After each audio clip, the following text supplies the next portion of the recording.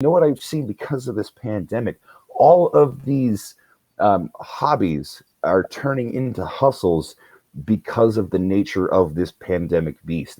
You see all of these professionals sort of, like they're trying to close off their personal lives and their hobbies and stuff like that to stay professional, right? But this is forced. The pandemic has forced their personal lives open to show these little side hustles and these hobbies and things like that.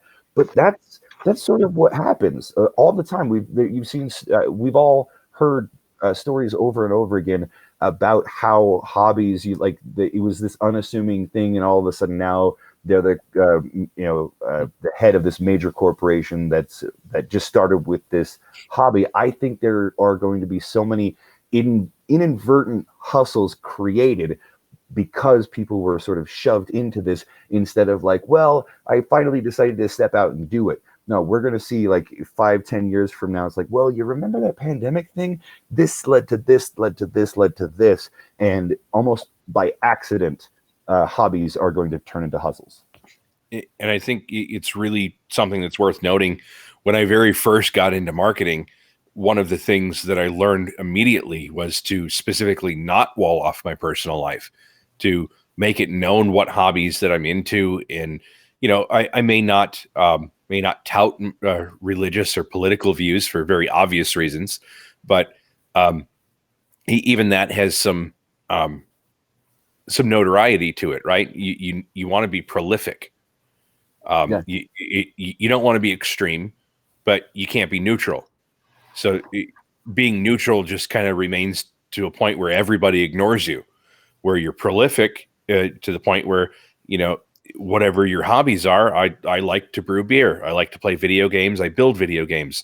Those are things that people can connect with me over, beyond just the fact that I'm marketing a product and a service. They can get to me on a personal level as they begin to follow my journey through marketing, as well as these other things that are happening in my life. And it creates much tighter bonds with my community. And it's something that you can develop trust over as a marketer.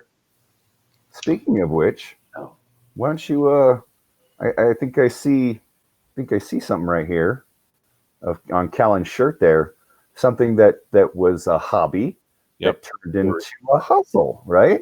It did. This wasn't intentional. I saw the shirt and I was like, ooh, yay. Yeah. I mean, I am familiar, but maybe you tell us a little bit more about that. Yeah. It's a website that I put together for people that like to brew or like to drink craft beer. And traditionally brewing is a very lonely hobby, while drinking is a very social hobby. So I wanted to mix the two of them together and get people that love to brew to be able to brew in a way that's social, just like you would do it if you were drinking. So then we blend the two. So the people that drink can meet with the people that brew. They maybe learn how to do it from somebody who's doing it, where you learn to brew together, or two people that love to brew together. And, they get together side by side with their equipment and make a batch of something, sometimes the same thing, maybe two different things. And they just do it, have some beer, and just enjoy themselves while they're doing it. It's a 4 to 6 hour experience when you brew a beer. So doing that alone can tend to just kind of be like, great, I'm doing this. It's fun. I love it. But I wish there were 3 or 4 other people, just have a good time. And it changes things when you get 4 guys around a brew pot, and everybody's kind of pitching in, just sort of doing things, and you can laugh and have a good time. And there's some time where you're literally just watching the thing boil, so you can work into it. And that worked into having the website set up to be able to have people that love craft beer meet for bottle shares and different things like that, where they can just discuss how things taste and what they like and what they don't like.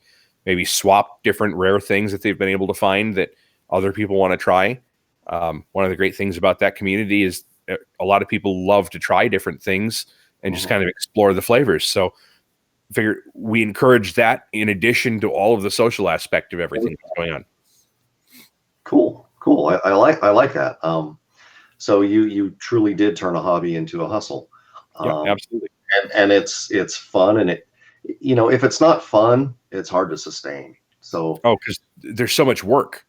I mean, and that's something that I think we need to make sure that we highlight and be right up front about, is that if you're going to turn a hobby into a hustle, it's going to be work. You're not just going to start having fun and then all of a sudden money rolls in out of nowhere. I mean, you might, but the chances of that happening are much smaller than needing to hustle and work and learn some new skills, build it along the way.